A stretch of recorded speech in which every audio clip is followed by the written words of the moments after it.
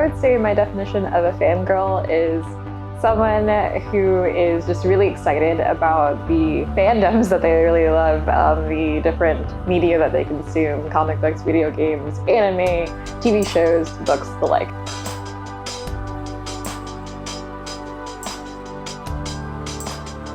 What being a fangirl means to me is just being really passionate about the things I love and also interacting with fellow people who are also really passionate about the things that they love and kind of building those friendships and those connections.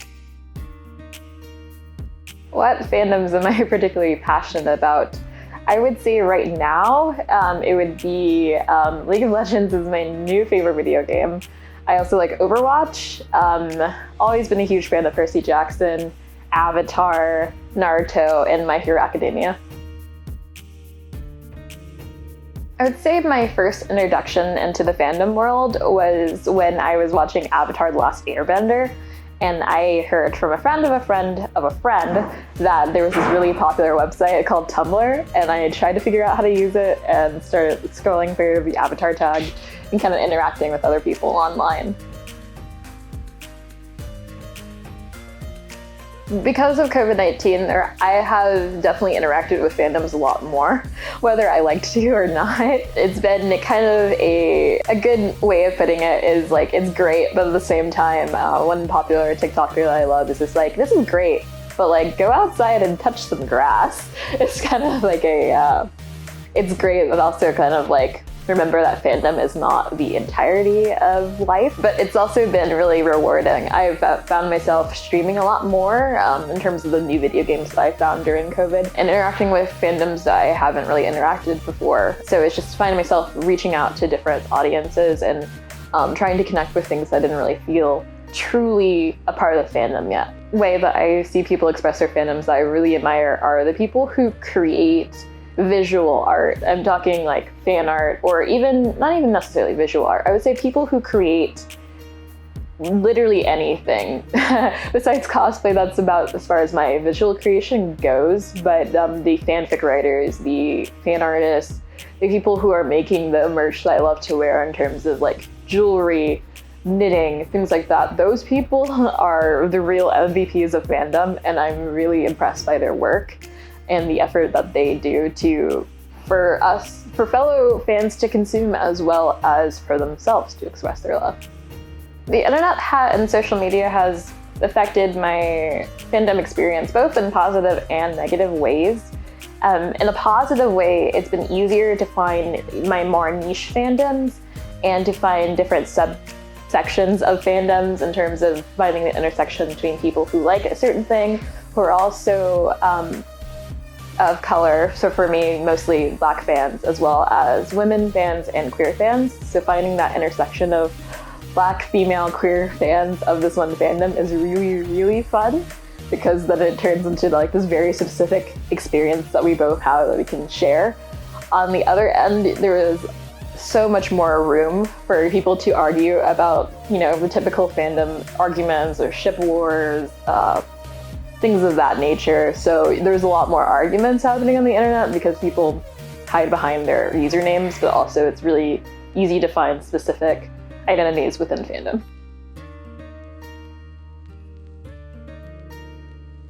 I have been a victim of gatekeeping pretty much since I could formulate words that I liked something. Apparently it's a novelty that a Black woman could like comic books and video games for some reason. So that's always something that I had to deal with in terms of just be like, oh, really? Oh, interesting. Who introduced you to that? Which at first, when I was younger, I felt like I had to prove myself. But at this point, I just don't really feel the need. I don't know the my time. I think the moment where I started to realize that I didn't have to prove myself to people online was actually when I had a more prevalent image online with my cosplay and with my fandom stuff. The questions kept on coming. They never stopped. It would be about the things that I definitely did know what I was talking about, and they still would never stop. So once I realized that they would never be satisfied because they had a preconceived notion about who exactly was allowed to be a fan. But this time it was more so Marvel, and that later shifted into video games. But once they had that preconceived notion, it was really hard to break them out of that. So instead of trying to work hard to prove myself worthy, I just started to focus on just everything else. It was a lot easier. I think that with the internet and with geekdom becoming more of like a popular thing, it's been a lot easier to explain my love of certain things and find people to interact with, as well as just become more normalized and honestly find more things to wear. It's more popular to like wear graphic t-shirts and things like that now. So it kind of just makes nerd life a lot easier. The way I express my fandom the most is through my cosplay and my kind of like geek fashion wear. Most of my closet is graphic t-shirts or kind of like fandom or subtle fandom merch.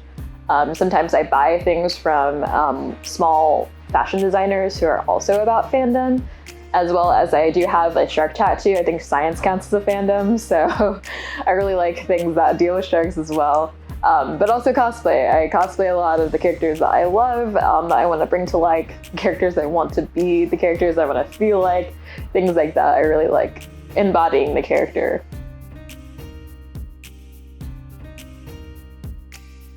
My cosplays come to life in a various form of different ways. It depends on what the costume requires and what it brings. Majority of the time I do make my own costumes or modify them through previous clothing.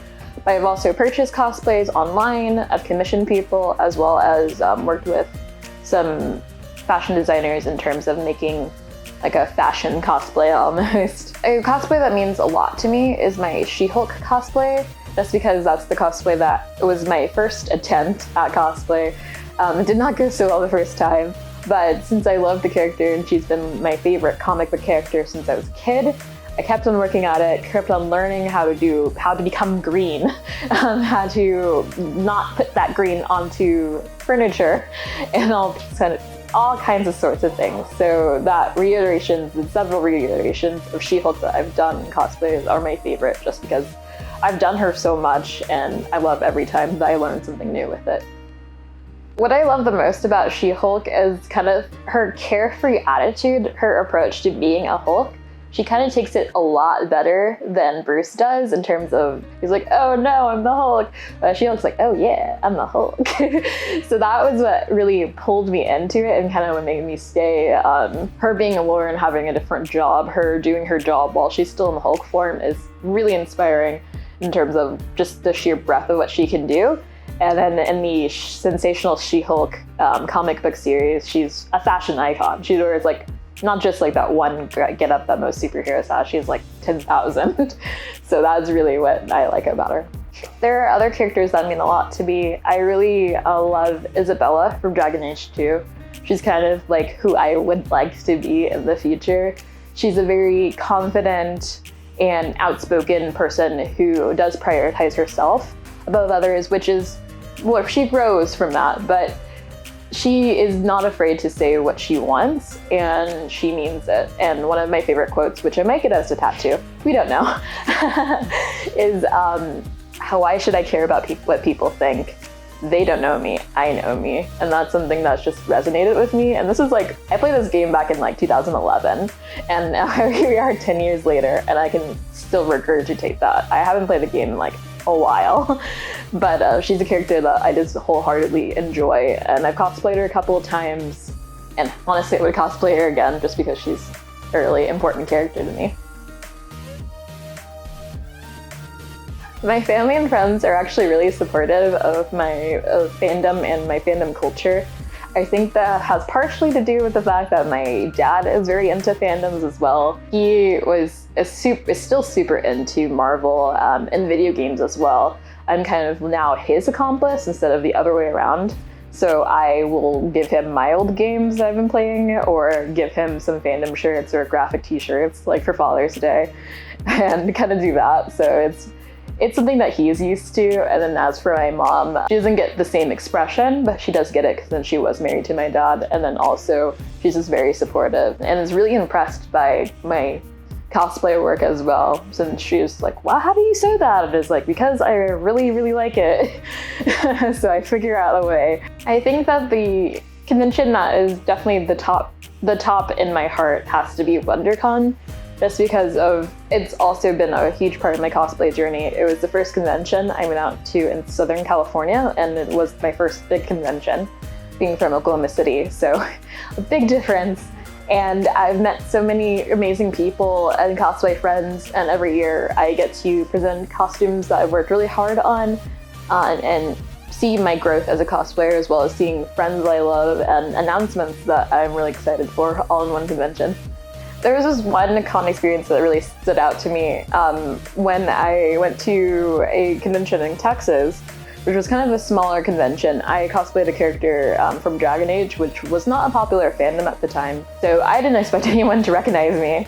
And I found a fellow cosplayer from the same fandom, and we kind of just interacted in character for a little bit.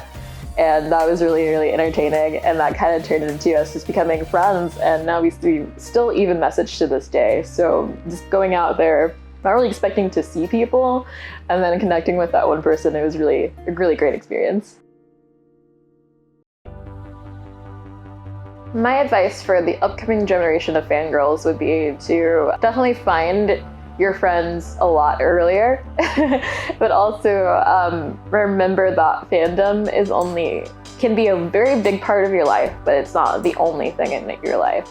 And while it is so amazing and great, and so many great things can happen through fandom, it's important to remember that there are other things as well. And this way you can experience it for what it is, but not get so hurt when things don't go your way or people disagree with you. I hope in the future for the fangirl community that we can continue to grow in terms of being more seen and more normalized, and celebrate our differences in terms of backgrounds, in terms of just everything under the sun, under the umbrella fangirl, as well as going to accept that not everyone can agree the same way in a more, I guess, civil manner, but we're on our way there.